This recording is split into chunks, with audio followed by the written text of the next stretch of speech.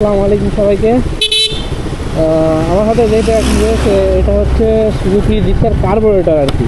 তো কার্বোরেটরে আমি মানে কোনো রকমভাবে হর্নেট থেকে কার্বোরেটরে এসে শিফট মানে একেবারেই আমার ভালো লাগছে না, কেন জানি না আসলে। অনেকের বাজেট স্বল্পতার কারণে দেখালো সুজুকি কার্বোরেটর যে ভার্সন রয়েছে এটা 2,37,000 কি হচ্ছে 35 এরকম ভিতরে হবে। আমি এখন বর্তমানে রেটটা আসলে জানি না, যেটা 2,23,000 ছিল, তো সেটা বাড়াতে বাড়াতে হয়তো 35-37 এরকম পর্যন্ত নিয়ে গেছে। তো এটা চাইলে কোনো রকম ভাবে আমি শান্তি পাচ্ছি না আসলে বলতে গেলে। তবে যাদের পছন্দ হচ্ছে লুকসটা ম্যাটার করে, এটা হচ্ছে সুজুকি ডুয়েল টোন আর কি। তো যাদের কাছে সুজুকির লুকসটা ম্যাটার করে আপনার, তারপরে এর একটু টার্ন টোন বেশি ভাল লাগে, রেডি পিক আপ ভাল লাগে, and মানে দেখতে শুনতে অনেক সুন্দর লাগে, তারা নিতে পারে এটা। তবে এর রিলায়েবিলিটির বলতে গেলে 2 থেকে 3 বছর যে একবার চালাবে একটা না, তারা এটা হয়তো বা পছন্দ হবে না সেরকম। যা সত্যি কথা, আমার যেটা ছিল এফআই এবিএস সেটা আমি সেল করে দিয়েছি, কেননা এটাতে হিউজ প্রবলেম দেখা দিয়েছিল। তো এটা নিয়ে আসার সময়ই, তো এটা মূলত ভাগ্নের গাড়ি, তো আসার সময়ই অলরেডি ওর হচ্ছে অয়েল লিকেজের প্রবলেম হয়েছিল, কার্বোরেটর থেকে তেল পড়ে যাচ্ছিল। মানে এতগুলা সমস্যা আমি আসলে বুঝতে পারিনি। এই গাড়িটা কয়েকদিন চালালেই সমস্যা শুরু হয়ে যায়, নতুন নতুন সমস্যা। তো এই এটা প্রায় 20,000 কিলো মতো চালানো হয়েছে। এর ভিতরে মনে হয় সুজুকির একটা সমস্যা হচ্ছে যে একবার টানবেন 10 বার সার্ভিসিং এ নিয়ে যেতে হবে। হ্যাঁ, অনেক গাড়িগুলা সুজুকির ভালো আছে, যেমন জিএস এক্সআর রয়েছে, মোনোটন রয়েছে, সেগুলা ভালো। তবে পুরনো যেসব মানে প্রোডাকশন ছিল আর কি, নতুন লটের যেগুলা মাল আসছে অতটা ভালো দিচ্ছে না সার্ভিস।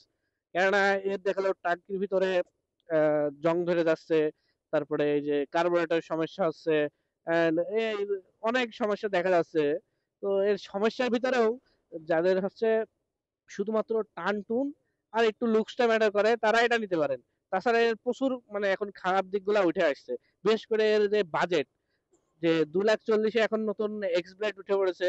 না হলে এর সাথে হয়তো বা আমি কম্পেয়ার করতাম যে এফজেড ভার্সন 2, যেটা অবশ্যই এফজেড ভার্সন 2 থেকে এটা বেটার আছে। তারপরে লুকসের ক্ষেত্রে এফজেড ভার্সন 2 থেকে বেটার আছে একটু।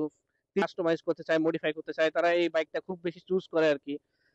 তো এটার অবস্থা সেরকম ভাবেও রাখিনি, অনেক বেশি এদিক ওদিক হাত যায়, এই জন্য গাড়ির অবস্থা অতটা ভালো না আসলে। তো তারপরে এটাতে মাইলেজ প্রায় 40-এর মতো দিয়ে দেয়, কার্বোরেটর হওয়া সত্ত্বেও এটা 40-এ দিয়ে দেয়। তো মোনোটন আর ডুয়েল টনের ভিতরে যেমন আহামরি পার্থক্য নেই। এর ইঞ্জিনই লাগে হচ্ছে 1 লিটার মোবিল, আর মোনোটনে লাগে 850 ml। এর হচ্ছে মোনোটনের সামনে থাকে একটা সিগন্যাল ডিস্ক, আর পেছনে ড্রাম ব্রেক, আর এর হচ্ছে সামনে পেছনে দুইটাই ডিস্ক ব্রেক। আর এর যে 3টা ভার্সন বের করেছে তার ভিতরে যে কড়াই বলি না কেন, সব কড়ারই চ্যাসিস সেম, সবকিছু সেম, জাস্ট কার্বোরেটরে কিক স্ট্যান্ড দিয়ে দেয়। আর অন্যান্য গুলা এফআই যেগুলা রয়েছে, এফআই এন্ড এফআই এবিএস, সেটা হচ্ছে মানে ইয়েটা দেয় না, কিকটা দেয় না। এই হচ্ছে ডিফারেন্স।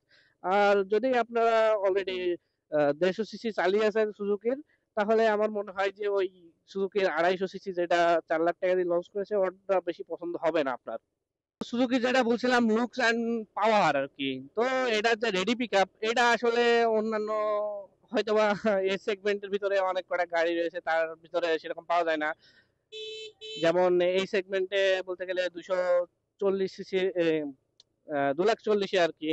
তো এফজেড ভার্সন 2 রয়েছে, নতুন করে এক্সব্লেড এফআইবিএস রয়েছে, এন্ড আরো এটাই রয়েছে আর কি। তারপরে যদি একটু বাজেট বাড়ান তাহলে হয়তোবা থ্রিলার রয়েছে, থ্রিলার 4বি। তো সেক্ষেত্রে আমি বলতে পারি যে এটার পাওয়ার আউটপুট অনেক ভালো আর কি বলতে গেলে। তো আমি একটু জাস্ট নর্মালি একটা দেখাই যে এর পাওয়ার আসলে কেমন।